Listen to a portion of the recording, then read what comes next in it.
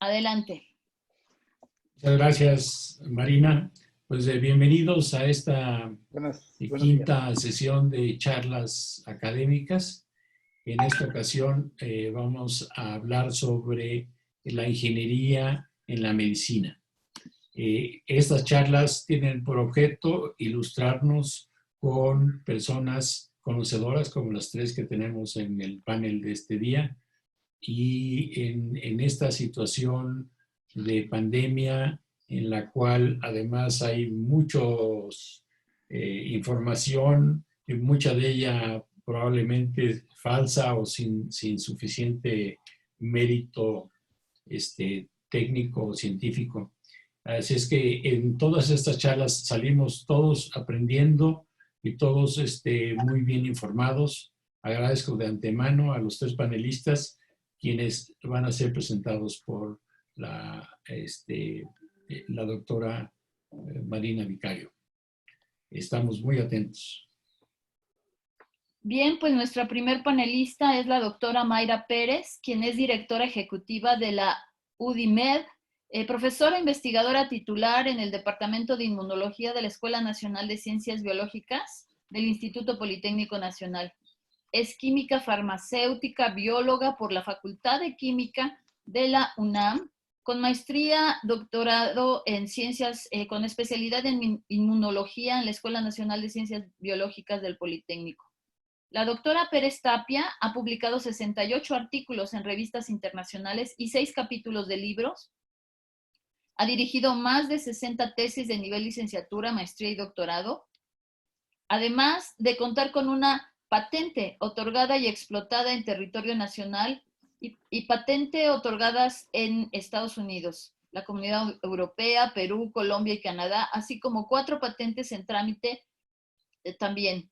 Es directora del proyecto Factor de Transferencia de la Escuela Nacional de Ciencias Biológicas del Politécnico desde el 2010 y la responsable de su crecimiento y transformación en la UDIMED, que es la Unidad de Desarrollo en Innovación Médica y Biotecnología, que es una nueva unidad dentro de la Escuela Nacional de Ciencias Biológicas, encargada de la fabricación de Transferón, que es una marca registrada de los servicios de industria de biotecnología nacional y del servicio clínico al público general. Es directora general de la Unidad de Desarrollo e Investigación en Bioprocesos, UDIBI, la cual es la unidad dentro de la UDIMED, creada en el año 2012 y brinda servicios a la industria biotecnológica, dentro de los que se encuentran pruebas analíticas e inmunológicas, así como ensayos preclínicos y clínicos para productos farmacéuticos innovadores y biosimilares.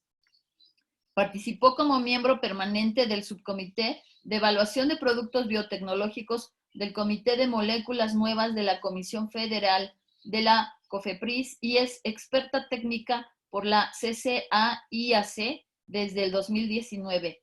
Desde 2019 participa como miembro experto del Comité de Productos Biotecnológicos de la CEUM en el año 2009. Actualmente funge como responsable técnico del Laboratorio Nacional de Servicios Especializados de Investigación, Desarrollo e Innovación, I+D+I minúscula, para farmoquímicos y biotecnológicos desde 2010. Es además miembro del Sistema Nacional de Investigadores con un nivel 2 y es en nuestro sistema de investigadores del Politécnico EDI nivel 9. Bienvenida.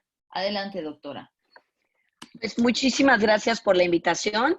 Pues bueno, yo les quiero platicar un poquito las acciones que estamos tomando de diferentes actividades dentro de la UDIMED, en la Escuela Nacional de Ciencias Biológicas. Yo sé que la explicación puede ser un poco extraña porque se oyen muchos nombres.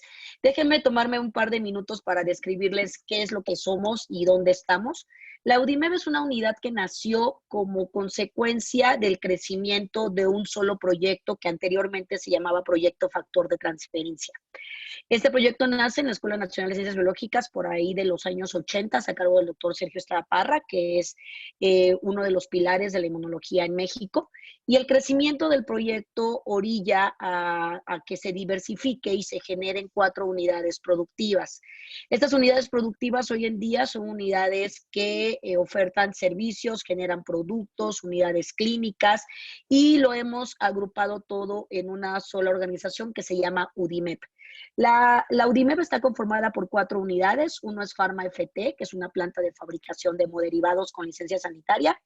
La USEI, que es la Unidad de Servicios Externos e Investigación Clínica, que es toda la parte médica. Tenemos un grupo de médicos atendiendo pacientes y haciendo investigación clínica de manera constante.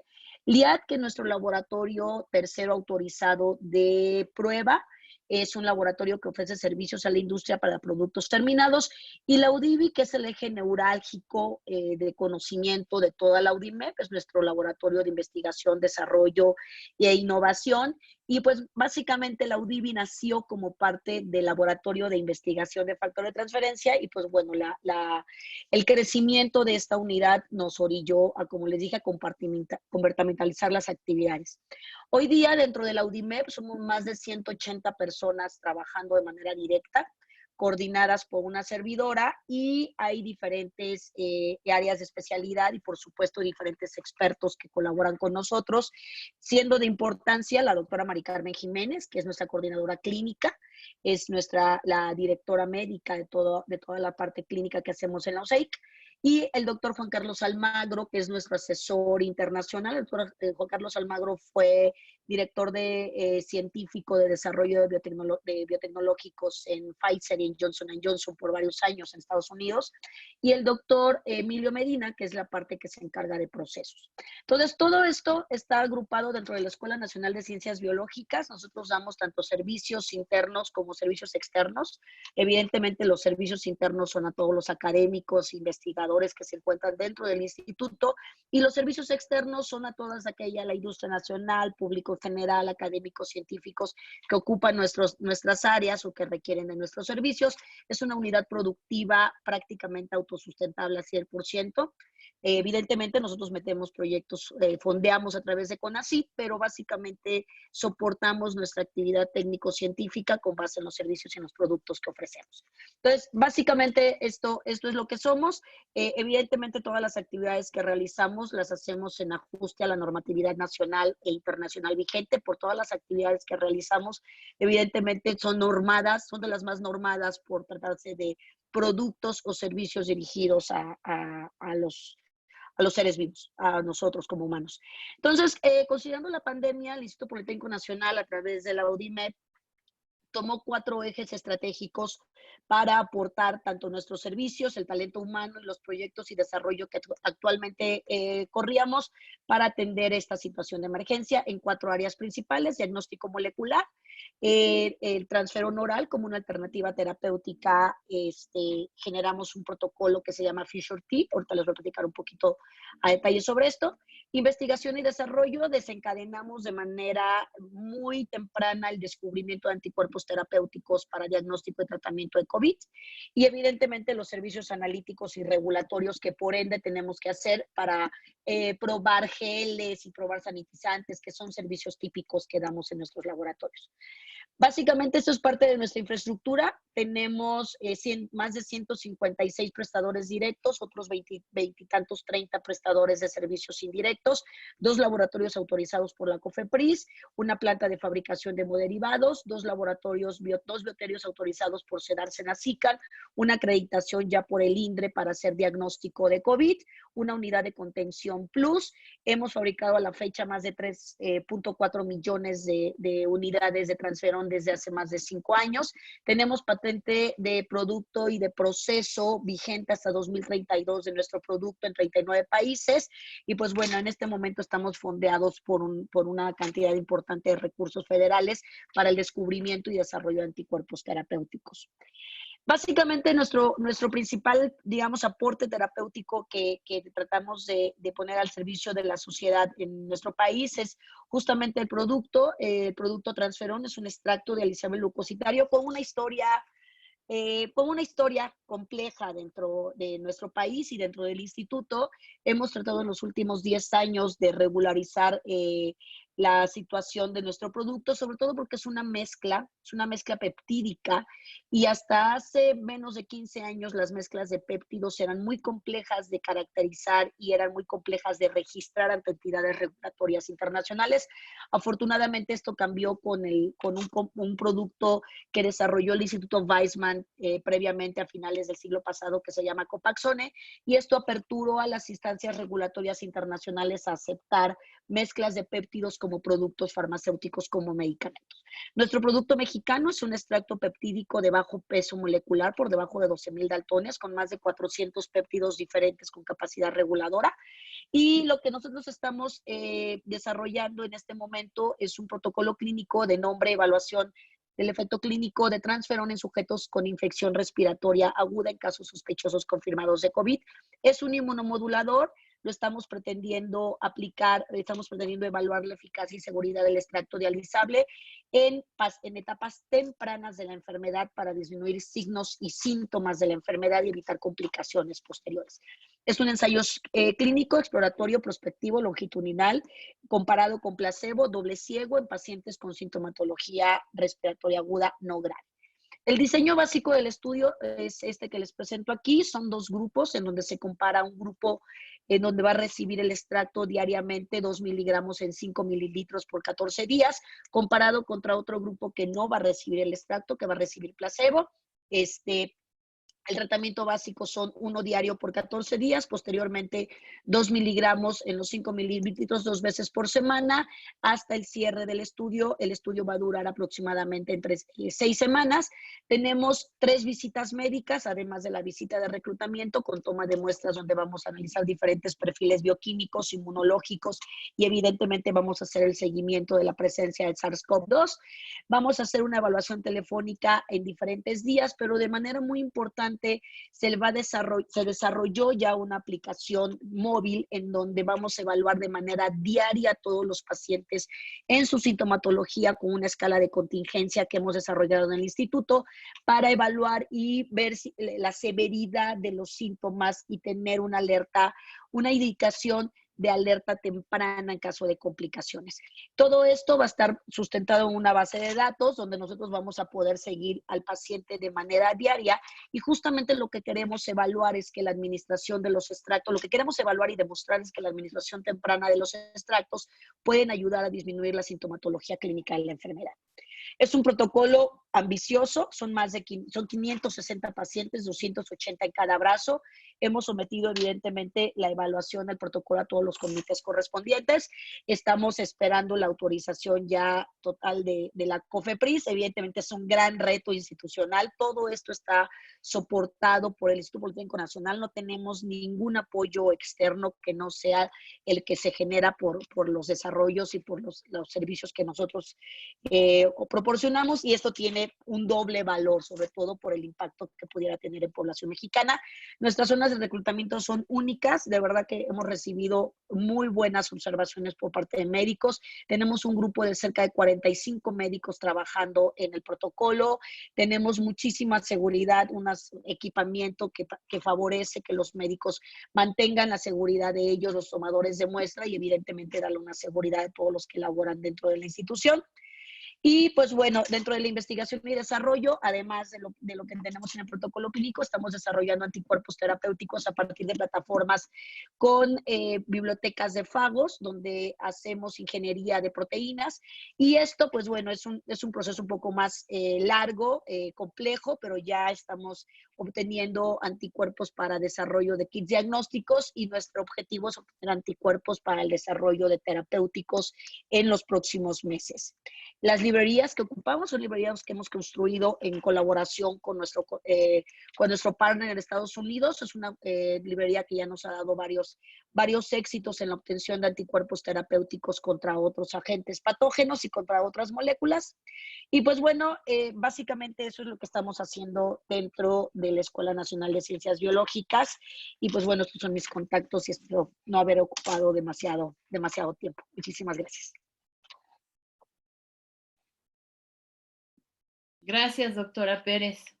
Vamos a pasar ahora con nuestro próximo participante, no sin antes decirles a los que ya conocen la mecánica, primero los panelistas nos presentan sus ideas, sus propuestas, sus posiciones y después tenemos una ronda con el público por si hay alguna reflexión o hay alguna pregunta que quieran hacer. Esto lo pueden hacer más adelante levantando la manita virtual o bien si no tienen forma de usar micrófono para que les demos la palabra, será a través del chat que ya pueden ir utilizando.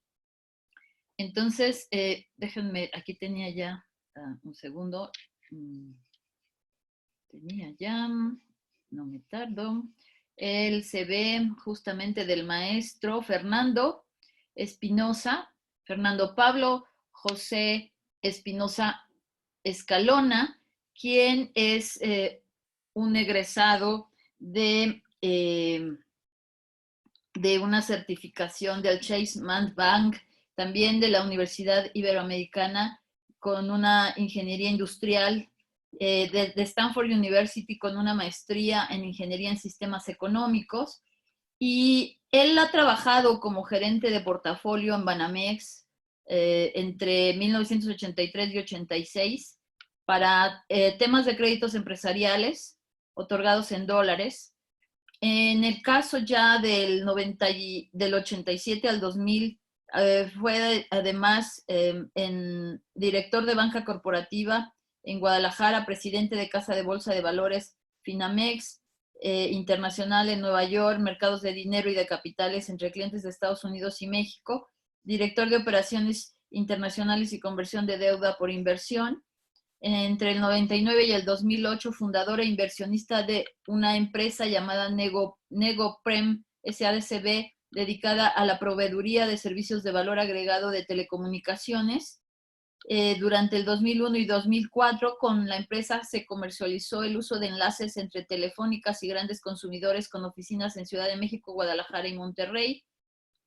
Entre el 94 y el 2012 ha sido miembro del Consejo de Administración de Vestel SADCB, una empresa de telecomunicaciones del Consejo de Administración de Hoteles Vista, especialista en recuperación de cartera de créditos bancarios y asesor en obtención de financiamiento de proyectos y otros proyectos más. Más recientemente, desde el 2012 al día de hoy, se presenta como cofundador, director financiero y presidente de consejo de Lumed Health, SAPI DCB, que es una empresa dedicada al desarrollo y venta de soluciones de atención médica de telemedicina para facilitar el acceso a interconsultas médicas de especialidad y que es, entre otras cosas, de lo que hoy nos viene a hablar. Adelante. Si gusta, maestro Fernando, compartir su pantalla. Sí, muy buenos días. Agradezco la invitación de la Academia Mexicana de Ingeniería, así como de su director, el ingeniero Albarrán, y la doctora Mariana Vicencio. El tema que quiero enfatizar es lo más breve posible sobre el tema de la ingeniería y la telemedicina.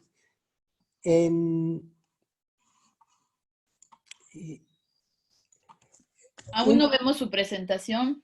No están viendo mi presentación, perdón. Acá está. Aprovecho y les aclaro que soy Marina Vicario. Ah, perdón. Compartir. ¿Ya estamos ahí? Ya estamos ahí. Okay. Hay que irnos, yo creo que... Perfecto, adelante. Entonces, la ingeniería de medicina, en particular la telemedicina, que es un proceso ingenieril y médico.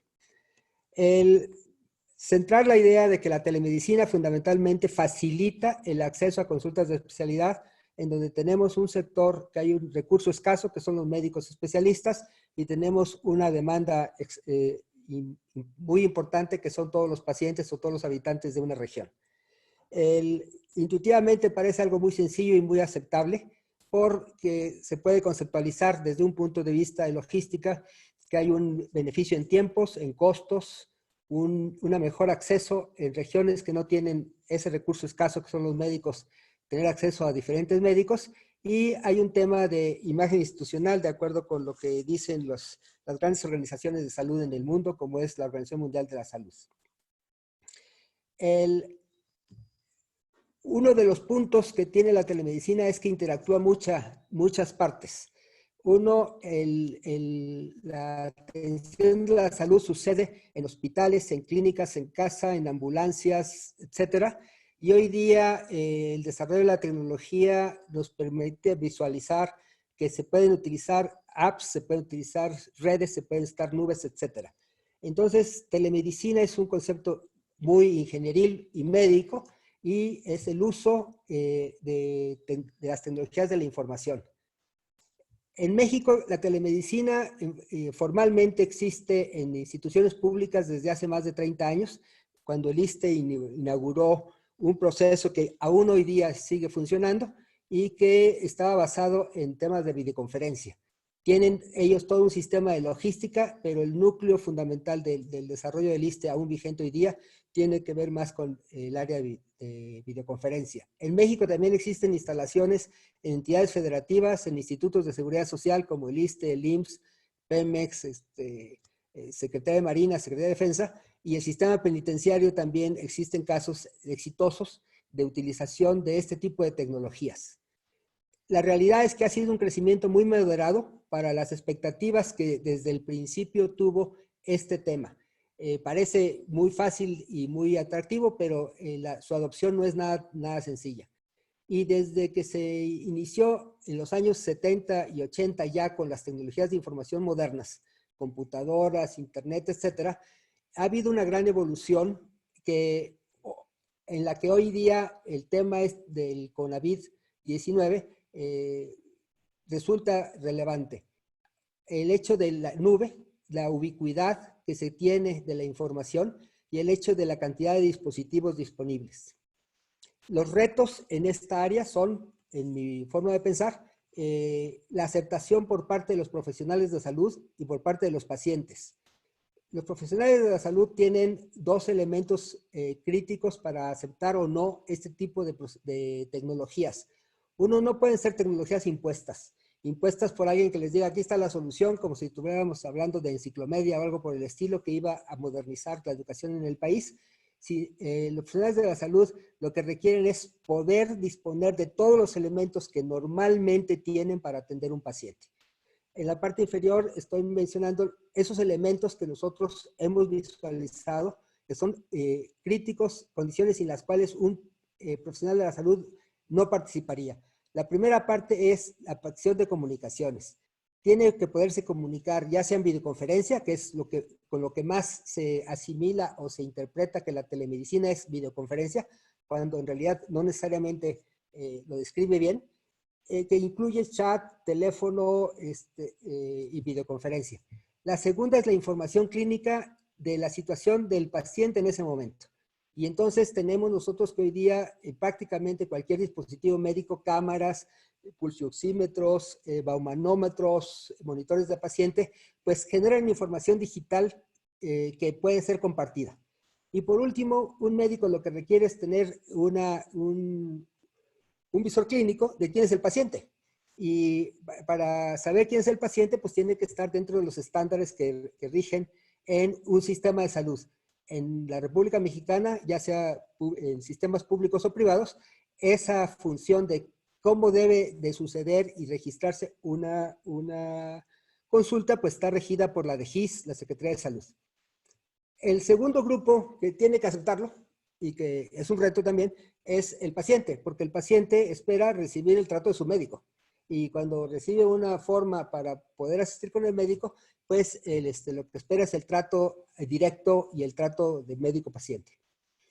¿Qué es lo que hace la tecnología o las TICs y hacia dónde está dirigida? Pues es una disrupción, porque una cosa que típicamente se hace médico-paciente, ahora se hace separados los dos. Y ahí claramente la consulta presencial y la consulta remota hay un elemento de innovación y de cambio en la relación. Y el siguiente elemento de disrupción y adaptación es que cualquier consulta médica presencial y cualquier consulta médica remota debe contener los elementos que los médicos requieren y que los pacientes requieren en el largo plazo, que es su registro, su trazabilidad y un objetivo que todavía no se ha logrado en México, pero que continuamente hablamos de ello y en los últimos años hemos hablado reiteradamente, es interoperabilidad. Que una persona que se atiende en un sistema de salud público, como es una entidad federativa, o en un sistema de seguridad social, como es el IMSS, pues pueda ir al lugar más cercano o a ser atendido por el servicio médico más cercano. Por último, los retos del COVID-19. Hoy día hay dos retos muy claros que han sido destacados tanto por el sector público y el sector privado, como hablaré un momento más adelante, que es el seguimiento de los pacientes. Un paciente que sale y que es dado de alta, hay un proceso de darle seguimiento, así como le dábamos seguimiento a las personas con problemas de diabetes o de enfermedades cardíacas, pues hay que darle a estos de CONAVID. ¿Y cómo le hacemos para hacerlo? ¿Cómo le hacemos para que no se nos pierdan?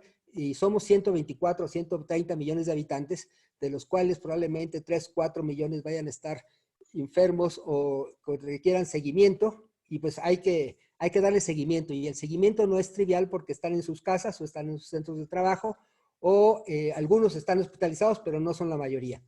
La segunda es la participación de los profesionales de la salud. Un caso que puede ejemplificar es el caso del Hospital Nuevo que se infló en el estado de Hidalgo, en donde los doctores especialistas neumólogos pues están en el grupo de edad al que yo pertenezco, que somos una población vulnerable. ¿Cómo le hacemos para que ese doctor revise a los pacientes? Y lo que hicieron ahí en el estado de Hidalgo muy interesante fue que pusieron una especie de tráiler afuera del hospital en donde tienen telemedicina, y de ahí llega el neumólogo, consulta con el médico interno que está viendo la placa del paciente, le pasa la placa del paciente vía un RIS-PAC y que se le presenta en su computadora, y entonces puede dar orientación y seguimiento a los doctores y puede consultar o platicar con los pacientes.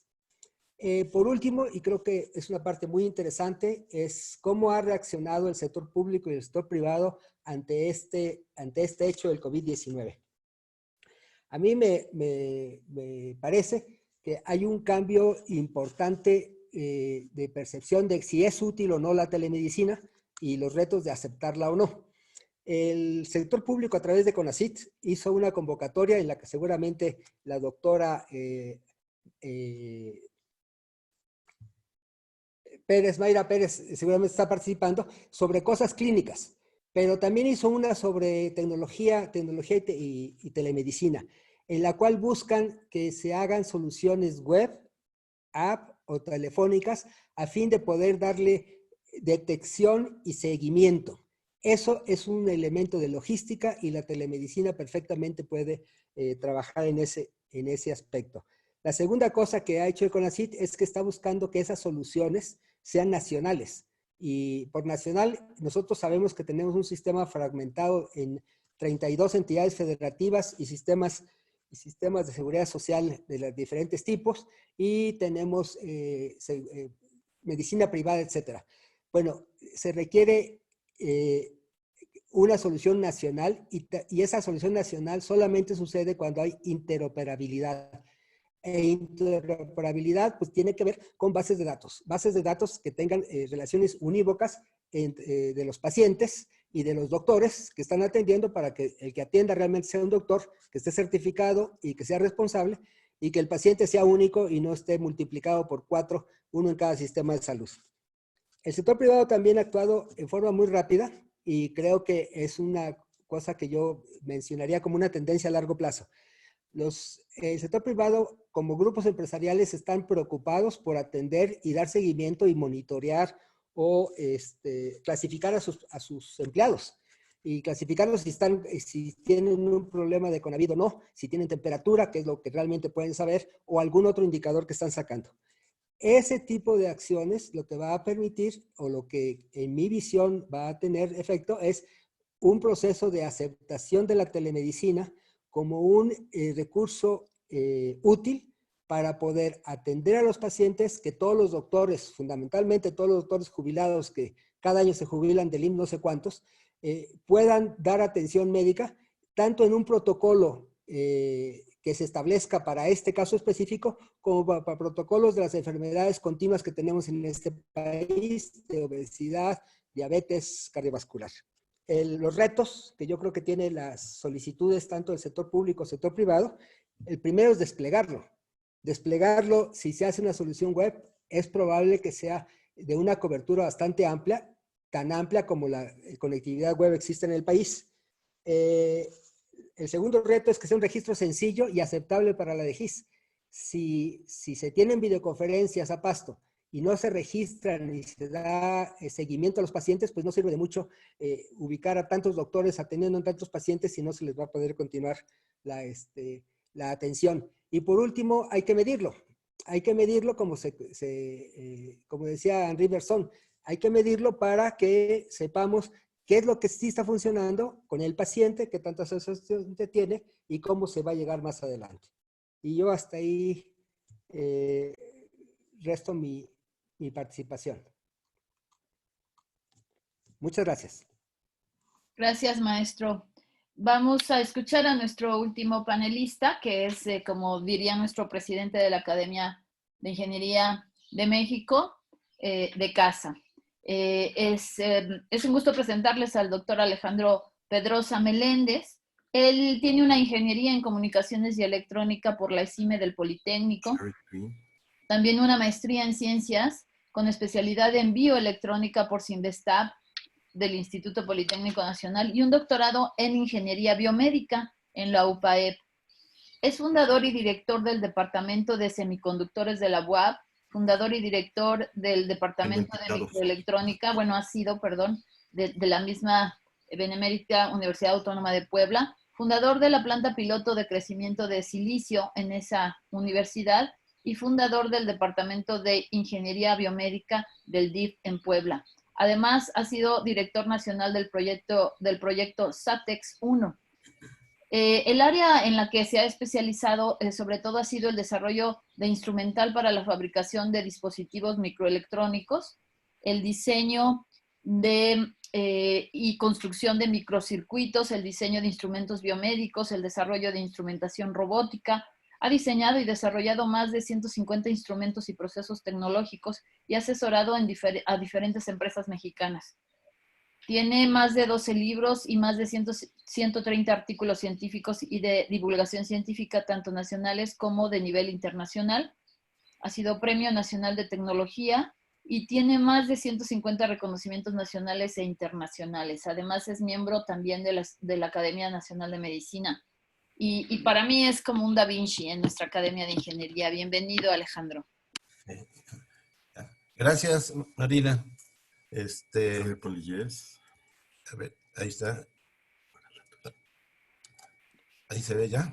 Todavía no, hay que, parece que todavía no. Ahí está. A ver. Ahí está.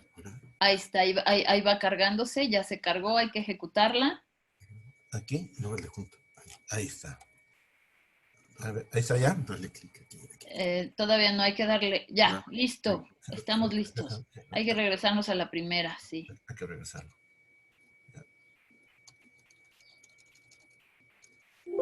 No, ahí está. Gracias, ahora, Marina. Buenos días a todos, compañeros. Bien, me tocó este trabajo. Voy a hablar rápidamente sobre la experiencia, Marina, de más de 40 años, que feo se siente, ¿no? Cuando uno dice 40 años, ya son muchos años, pero en fin, mi filosofía, Marina, siempre ha sido el de diseñar, desarrollar tecnología mexicana.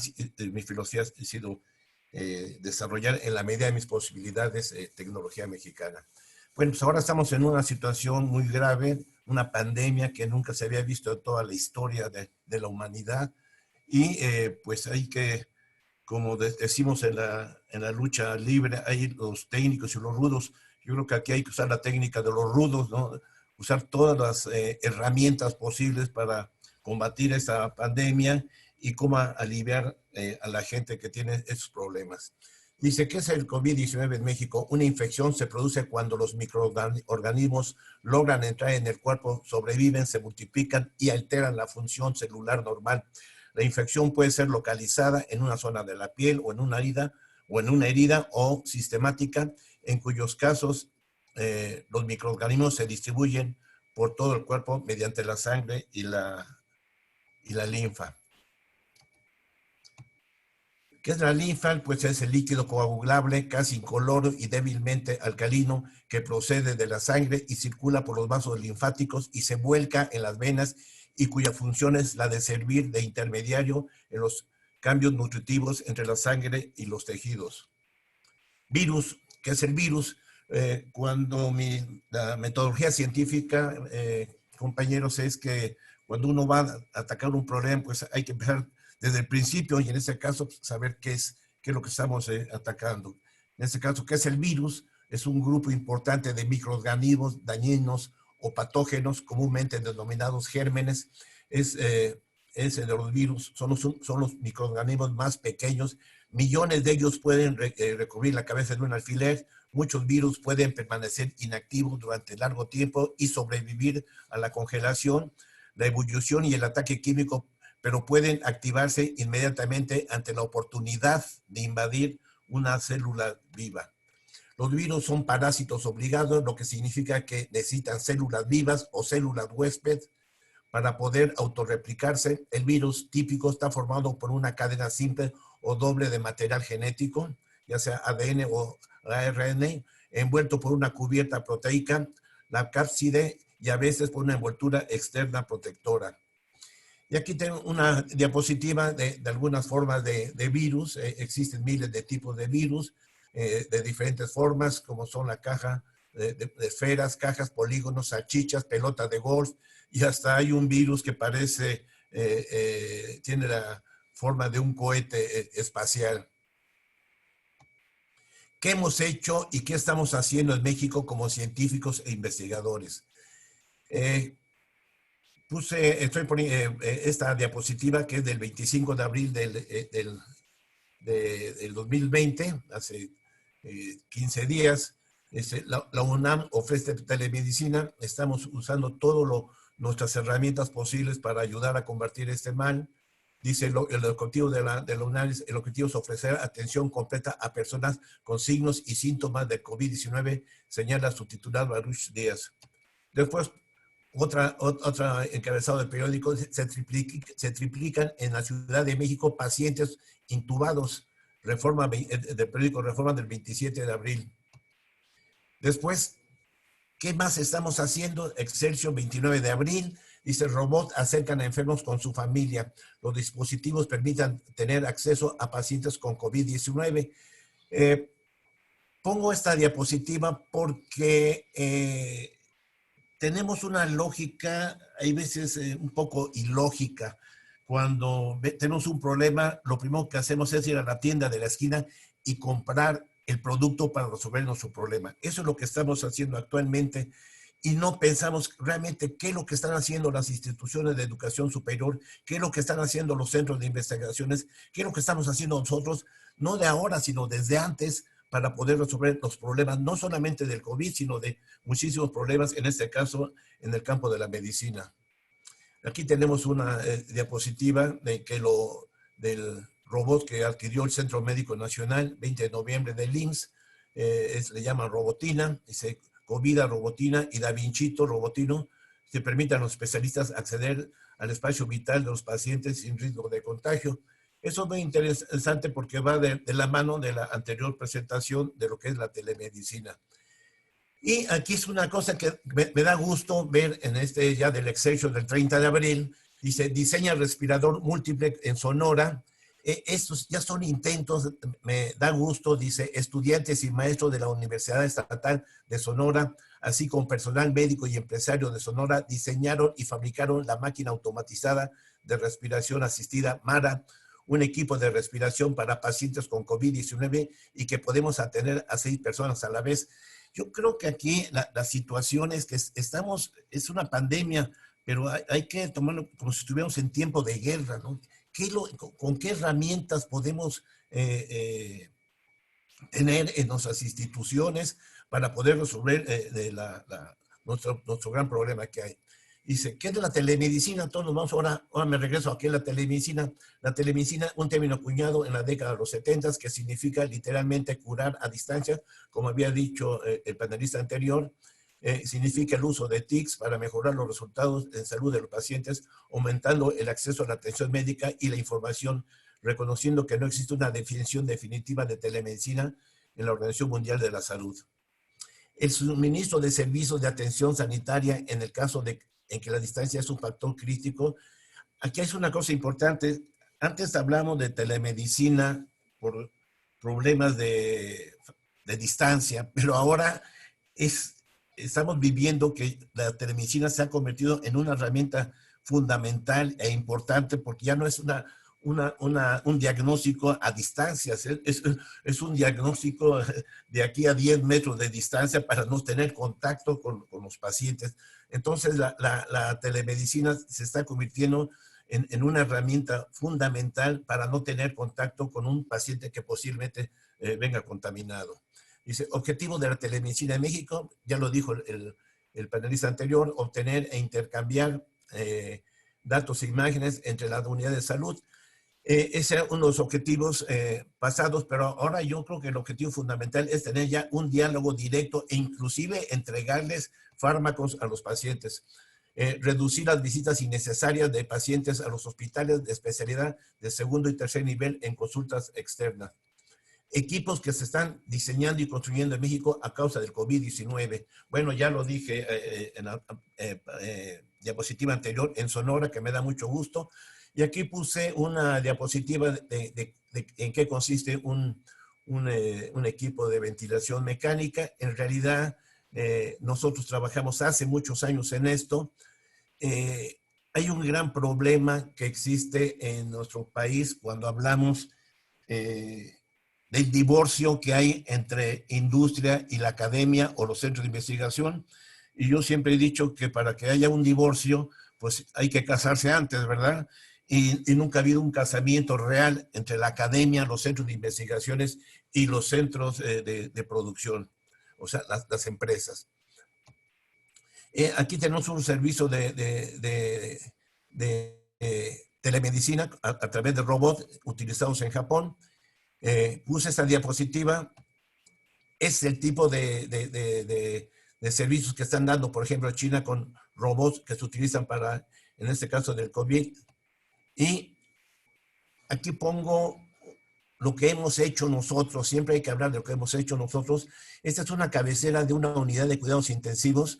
Yo participé en este proyecto cuando hice mi maestría en el CINVESTAR del IPN en el 76, en la sección de bioelectrónica.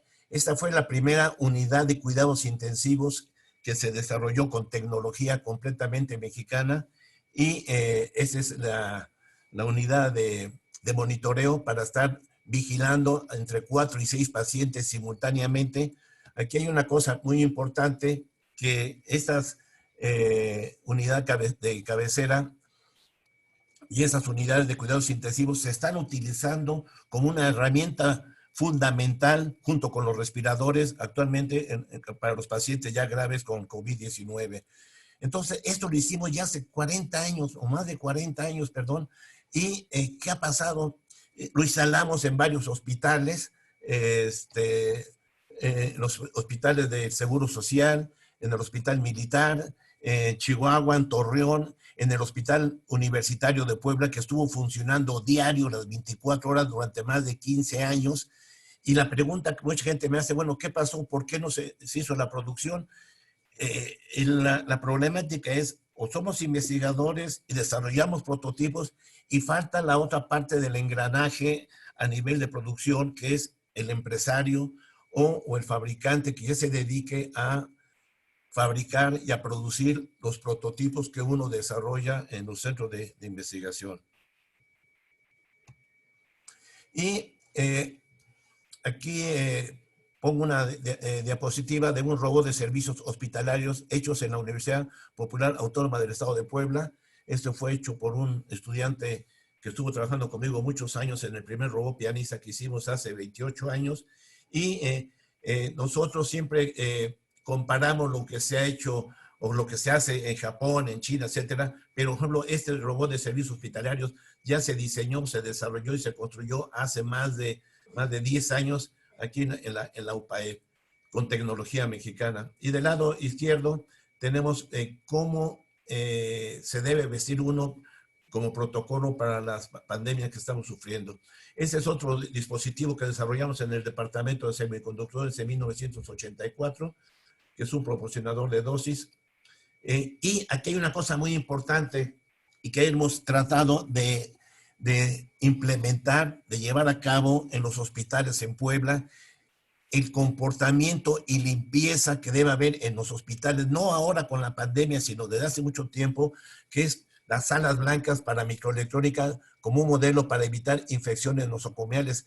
Yo en lo particular, yo he hecho más de 3 salas blancas para cuestiones espaciales, para cuestiones de microelectrónica, y este mismo modelo se puede utilizar para hospitales. Dice, las salas blancas para la fabricación de chips de alta integración son 10,000 veces más limpias que un quirófano de un hospital. Se necesita un increíble nivel de tecnología para lograr y mantener ese grado de limpieza que ya lo hemos hecho en México. Unos enormes sistemas de filtrado de aire cambian por completo el aire de las salas blancas unas 10 veces por minuto, lo que reduce las posibilidades de que haya partículas en el aire que podrían dañar los chips. Ese es el tipo de vestimenta que tenemos en los cuartos limpios que diseñé hace más de 40 años en la Universidad Autónoma de Puebla. Aquí tenemos las salas blancas que nosotros utilizamos para el diseño de microcircuitos.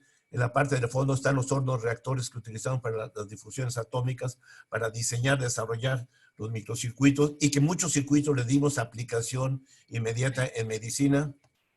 Es el tipo de vestimenta que teníamos. Es el tipo de vestimenta que teníamos en 1983. Ya nosotros ya de ese tiempo ya teníamos propuesta de quirófano de 1984, de microquirófanos. Y ya para terminar, dice, herramientas de ingeniería para combatir el COVID-19, la telemedicina, la robótica, los ventiladores, las salas blancas, sistemas computacionales, microquirófanos esterilizados. Dice, conclusiones, se necesitan cambios de paradigma en un ecosistema que si de por sí contaminamos por las emisiones del carbono, una de ellos es que el ciudadano sea un protagonista activo, consciente de su seguridad y no esperar a que las autoridades muchas veces con ignorancia le den indicaciones. Bueno, hemos visto algunas indicaciones de algunos políticos terriblemente retrasadas con una falta de información. Adoptar el uso de cubrebocas de aquí en adelante y posiblemente el uso de mascarillas, y en un futuro no muy lejano será necesario si queremos aprender a vivir con el COVID-19 en los próximos meses y cuando menos 2 años. Es esto. Es importante que las Academias Nacional de Medicina, la Academia Mexicana de Cirugía, la Academia de Ingeniería y las instituciones de educación superior desarrollen una metodología para la fabricación de instrumentación médica con tecnología mexicana. Es vergonzoso que teniendo la tecnología y la capacidad sigamos importando instrumentación médica. Y ustedes habrán enterado, ¿no?, que no solamente hay importación de instrumentación médica, sino hasta problemas de corrupción al importar estos instrumentos, ¿no? Es vergonzoso que teniendo estos instrumentos que se pueden hacer aquí en el país tengamos que importarlos. Dice, al diseñar, desarrollar y construir instrumentación con tecnología mexicana, se generarán fuentes de empleo para nuestros ingenieros egresados de las instituciones superiores. Si no seguimos este modelo, seguiremos condenados al coloniaje y al subdesarrollo científico y tecnológico. Muy bien, el virus seguirá subsistiendo ahora y en adelante. Trabajemos ahora para el futuro. Muchas gracias. Gracias, Marina. Gracias a todos. Gracias a estos estupendos panelistas, seguramente coincidieron con nosotros que lo son. Vamos a abrir una ronda de interacción con ellos. Ustedes, si le dan clic, ustedes participantes, si le dan clic en la parte central de abajo a su entorno de Zoom, van a ver una sección que dice participantes, un icono de participantes, y ahí, si les despliega la lista de todos los que estamos conectados, hasta abajo debe poder cada uno de ustedes activar, levantar la mano. Levanten la mano si quieren que les demos la palabra para que usen su voz. De otro modo, pueden escribirme en el chat si quieren usar la voz o si quieren que yo haga lectura de su reflexión o de su pregunta a los 3 panelistas. Aún nadie tiene por ahí alguna intervención. ¿Alguien que quiera participar?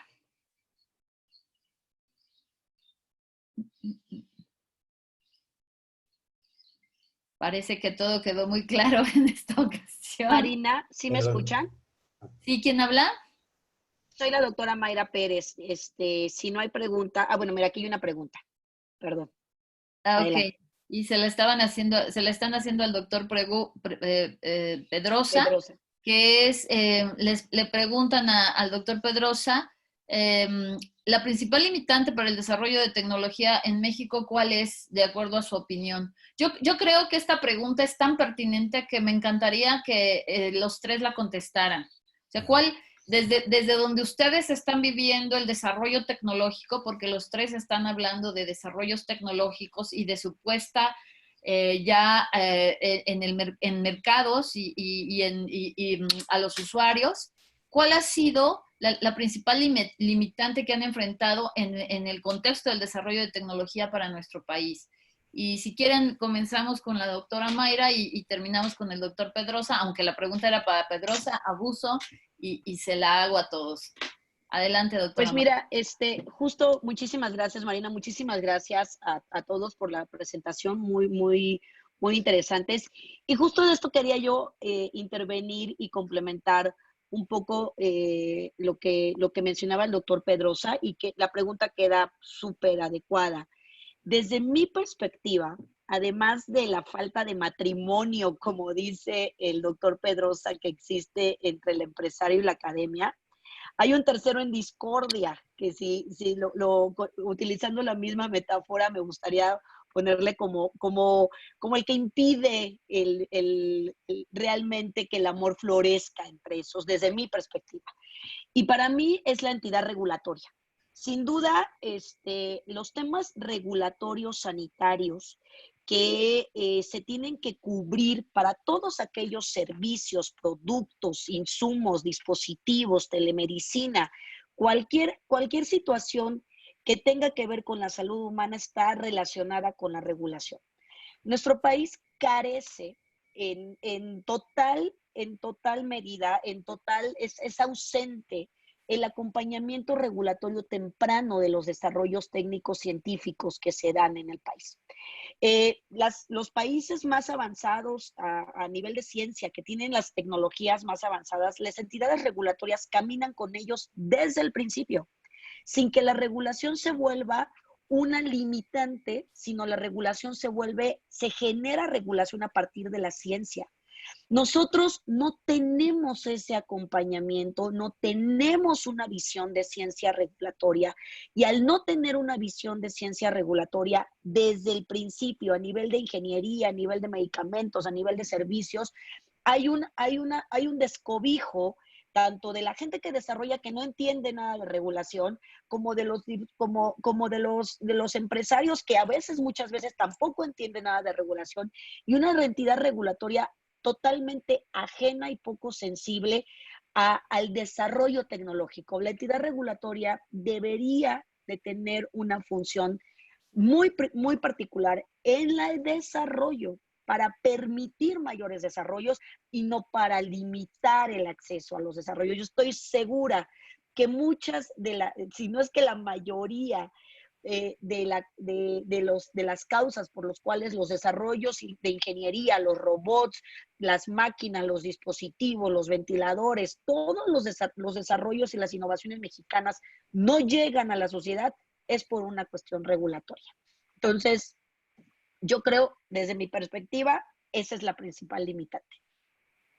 Gracias, doctora Mayra. Voy sumando 3 intervenciones más ahorita que le vamos a dar la palabra a Fernando, porque además aquí Jesús Fullón justamente pregunta si hay alguna normatividad para crear, almacenar y consultar expedientes médicos personales electrónicos de pacientes. Y nuestro presidente, el doctor Albarrán, reflexiona sobre la instrumentación médica de tipo invasivo y de medicamentos que requieren una serie de pruebas para ser aceptados, en este caso por la COFEPRIS, Y en ese sentido él apunta que esto toma tiempo y recursos, por lo que se complica que la creatividad de los técnicos mexicanos resulte en un producto comercial, un poco de lo que nos apuntaba también ahorita la doctora Pérez. El doctor Javier Mendieta nos dice, más bien pregunta, ¿cómo debemos prepararnos para la siguiente emergencia sanitaria en lo ambiental? ¿Qué infraestructura, qué capital humano, qué asociaciones estratégicas entre gobierno e industria? Como que las lecciones aprendidas. Le doy la palabra entonces a nuestro panelista Fernando. Sí, tomando en cuenta el tema acerca de qué es lo que yo enfatizaría con respecto a la desarrollo tecnológico, yo creo que el punto central está en la innovación. Y la innovación está en la educación. ¿Qué tanto estamos educando a todos nuestros estudiantes a ser innovadores y siendo innovadores, que se atrevan a solicitar, como lo hace la doctora Mayra Pérez, patentes? La patente finalmente es un elemento ingenieril. Ingenieril en el sentido de que uno diseña de una manera nueva algo que probablemente ya existía, pero esa manera nueva es suficiente para que sucedan una de varias cosas: que sea más fácil de usar, que lo use más gente o que sea más barato de producir.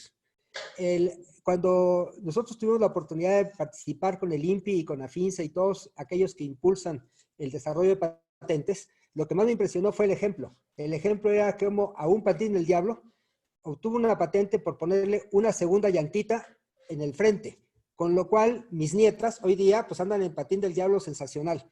Pero eso fue una patente, fue alguna forma de hacer las cosas de una forma nueva. Entonces yo creo que sí entiendo el tema de que uno necesita mucho capital para poder desarrollar, uno necesita generar crédito para poder sobrevivir y sobrevivir varios años, pero el hecho de que enfatizáramos en la educación, el crear patentes, el involucrarnos en la innovación, eso va a mejorar todo el desarrollo tecnológico del país. Con respecto a la pregunta que hizo Jesús Fullón, de si existe algún expediente clínico privado, yo creo que esa es una función de demanda. Yo creo que existe la tecnología y la forma de tener expedientes clínicos electrónicos que sean transportables con el paciente cuando se cambia de ciudad o cuando se cambia de sistema. Pero yo creo que en México no estamos acostumbrados a que tenemos ese derecho a la información y que lo podemos manejar y lo podemos intercambiar. Las instituciones no están preparadas para recibir información que venga de otro lado. Hasta ahí llega mi comentario. Gracias, maestro Fernando. Pasemos con el doctor Pedrosa. Adelante, Alejandro. Sí, gracias, Marina. Bueno, la pregunta tiene, y las respuestas son muchísimas. En primer lugar, cuando uno desarrolla un prototipo, hay que tener, y quiere uno producirlo, hay que tener la garantía de todos los suministros, de todos los insumos. Esa es una por experiencia personal, que debe uno tener garantizado que hasta el último tornillo, el último clavo, debe uno de garantizarlo para poder terminar un instrumento ya a nivel de producción. La otra es el comentario de Pepe Albarrán, me parece muy oportuno, en la de la COFEPRIS, que regula sobre todo el problema de instrumentación médica. La instrumentación médica hay que dividirla en varias partes. Por ejemplo, si uno diseña, desarrolla y construye un marcapaso cardíaco, que es un instrumento, es un aparato que va dentro del cuerpo humano. Si el aparato falla, definitivamente el paciente muere. Pero hay instrumentos a nivel de medicina que no necesitan realmente, no son tan rigurosos por parte de la COFEPRIS para que los regule y para que los deje caminar. Por ejemplo, yo tuve la oportunidad cuando fundé el Departamento de Ingeniería Biomédica del DIF, estando en la UAP todavía, pues implantamos más de 200 prótesis de manos mioeléctricas de miembro superior. ¿Qué significa esto? Bueno, que si fallaba la mano biónica, pues no le pasa nada al paciente, ¿no? Se la quita ya y la arreglamos.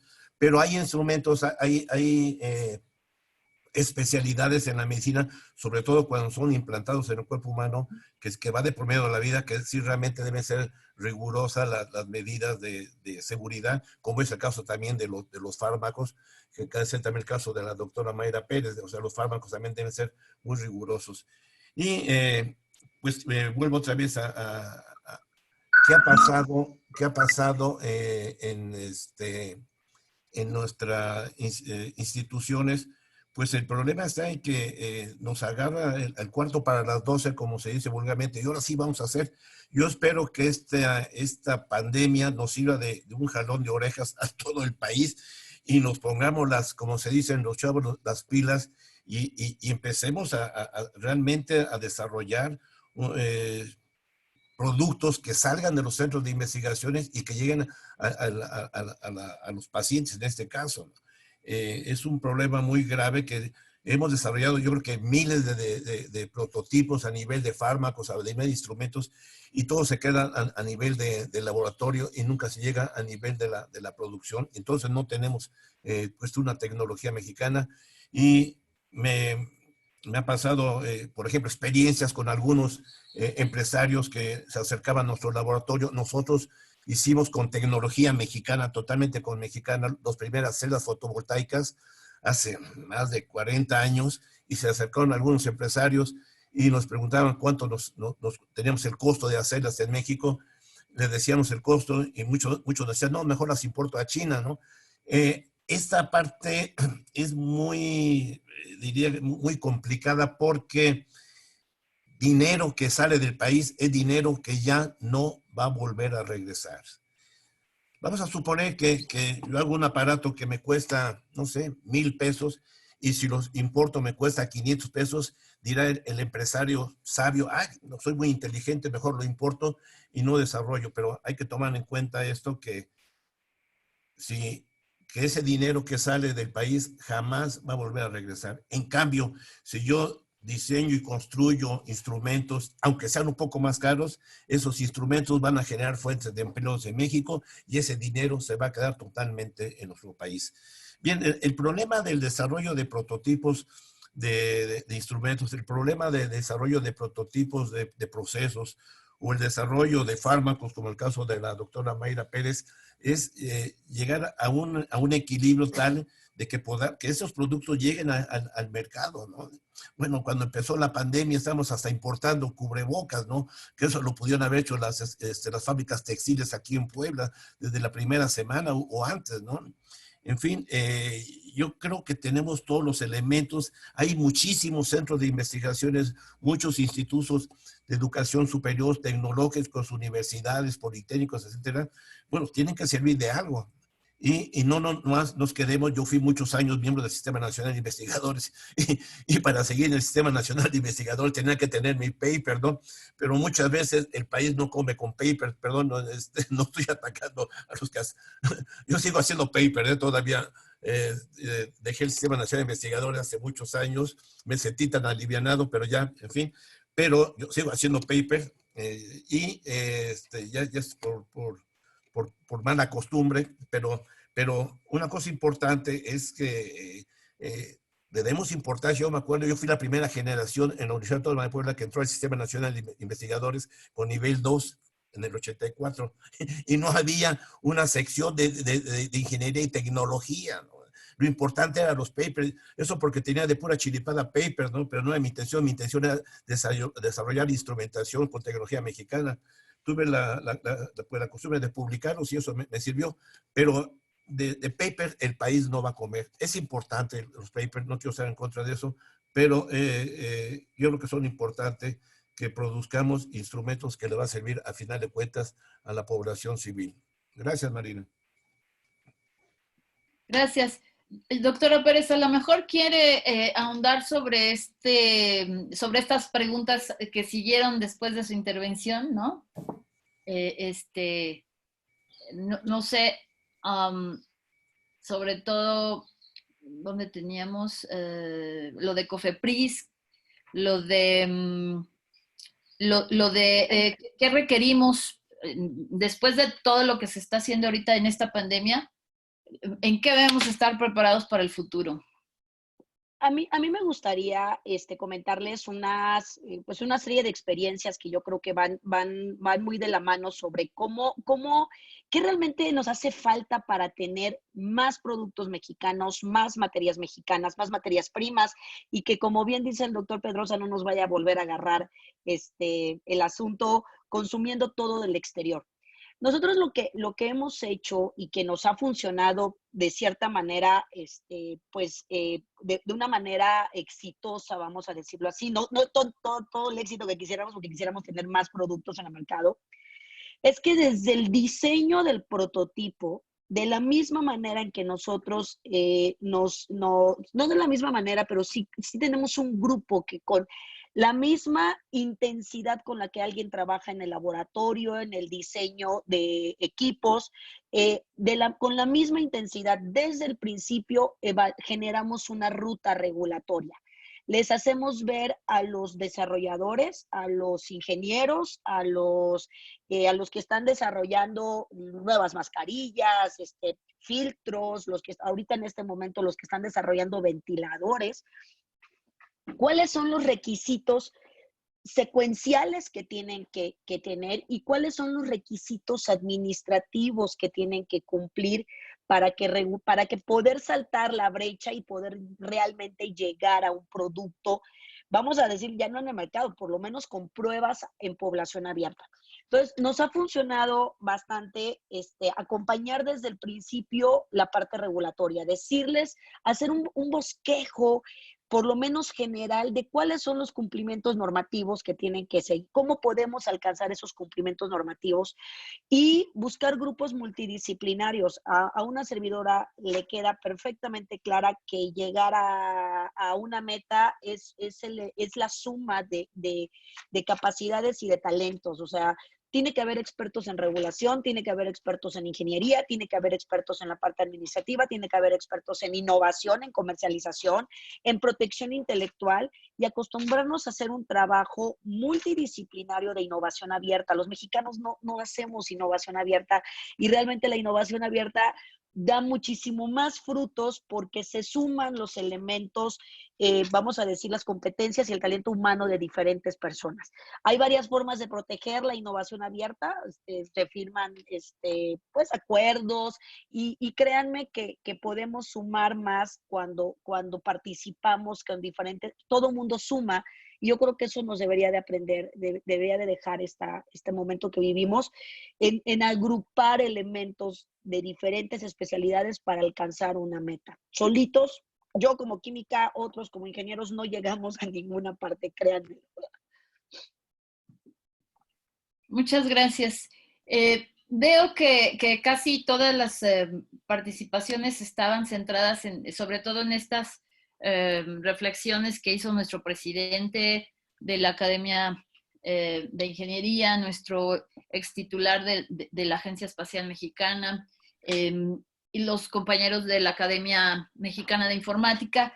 Y yo creo que estamos entrando a la recta final, a no ser que haya por ahí alguna otra inquietud, pero estaría yo en todo caso dándoles a cada uno de ustedes la voz por última ocasión para que apunten y cierren más bien su mensaje a esta charla.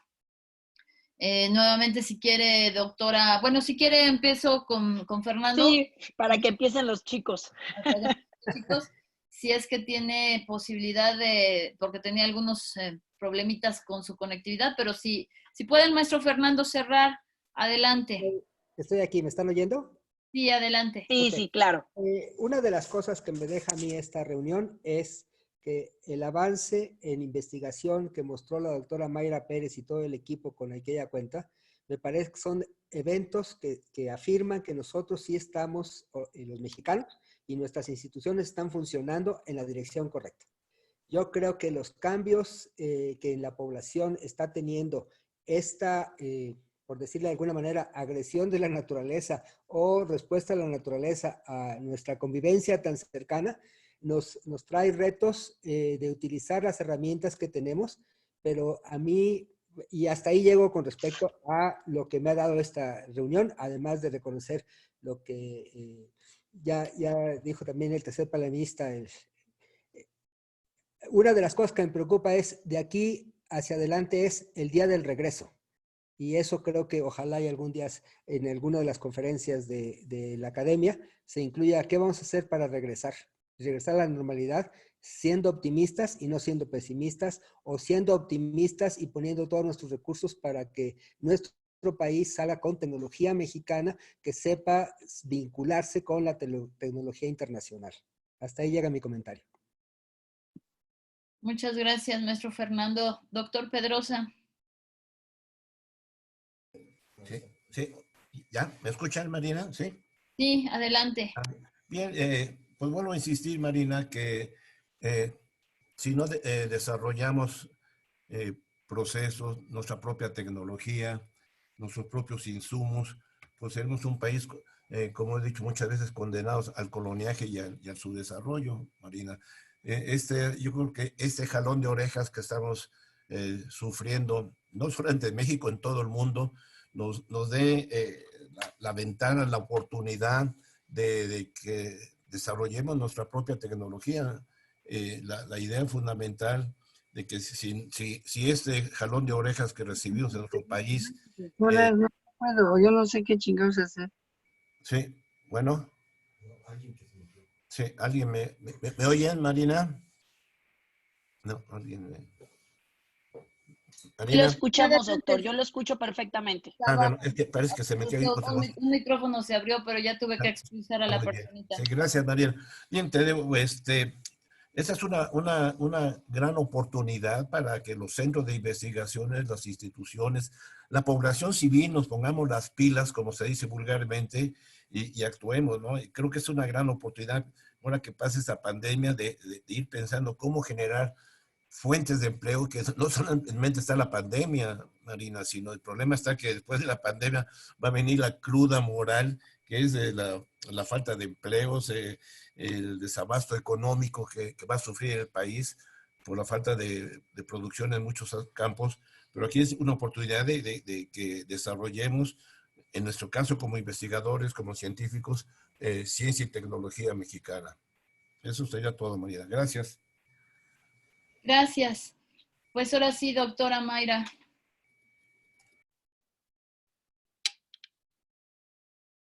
Está cerrado su micrófono, doctora.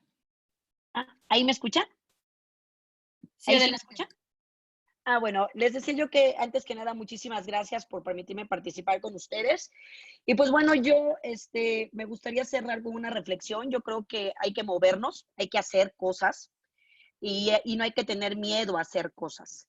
Entonces, no hay peor resultado que el que nunca se ejecuta. Entonces, y esto es algo que tratamos de inculcar también como formadores de nuevos talentos, favorecer la innovación, generar más empresas, establecer un vínculo donde nuestros creativos y nuestros científicos jóvenes pierdan el miedo tanto a la generación de empresas, a innovar y a los temas regulatorios. Yo creo que si podemos transmitir eso y entender también inmunológicamente qué va a suceder después. Yo soy inmunóloga, entonces yo tengo mis propios hipótesis de que estoy segura que dentro de unos meses vamos a estar viendo esto con un filtro diferente, inmunológicamente hablando, y sin duda vamos a poder regresar para evaluar inmunología, vamos a poder regresar evaluando anticuerpos y vamos a aprender de la experiencia.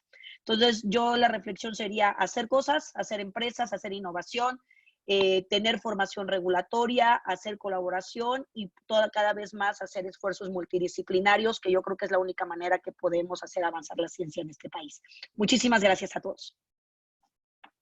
Muchas gracias. Doy la palabra al presidente de la Academia de Ingeniería de México para cerrar esta charla. Pues agradezco mucho a nuestros panelistas. Ha sido muy instructivo. Creo que además ha generado un sentimiento común de que la tecnología en nuestro país debe ser, digamos, debe ser cultivada. La economía del conocimiento es la que nos va a sacar adelante, no la de la mano de obra o la explotación de nuestros recursos naturales.